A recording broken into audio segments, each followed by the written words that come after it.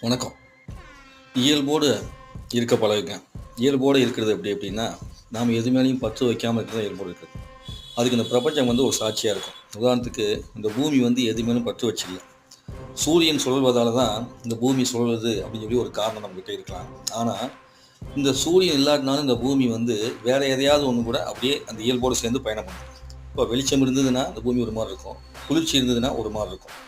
அப்படி எது மேலேயும் பற்று வச்சுக்காம தான் இந்த பிரபஞ்சம் இயங்கிட்டு இருக்குது. ஆனா, மனுஷனா இருக்கவன் மட்டும்தான் என்ன பண்ணுவான்னா, இந்த மாசத்துக்கு இவ்வளோ தேவைப்படுது, இந்த மாசத்துக்கு இவ்வளோ தேவைப்படுது அப்படி இப்படின்னு சொல்லி ஏதாவது சொல்லும்போது, அது பற்றுதல் வைக்க வேண்டிய சூழ்நிலை வருது. பற்றுதல் வைக்கிறதுக்கு மனிதன் மட்டும் காரணம் இல்ல. மனிதர்கள் எல்லாரும் காரணம் சொல்லலாம்.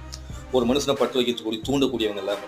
அப்போ பற்று வைக்காம இருக்கிற என்ன பண்ணணும் அப்படின்னா ரொம்ப சிம்பிள். நீங்க இயல்பா இருக்கிறது கத்துக்கணும். இயல்பா இருக்கிறது அப்படின்னா, எப்படி ஒரு சூரியன் உதிக்கிறதுக்கும் மறையிறதுக்கும் யாரையும் பிடிச்சி வைக்கலையோ, அது மாதிரி உங்க கடமையை செய்யறதுக்கு நீங்க யாருடைய காரணத்தையும் தெளிவையும் கேட்டு வைக்காம நீங்க செயல்பட்டே இருந்தீங்கன்னா, நீங்க இயல்போட வாழலாம்.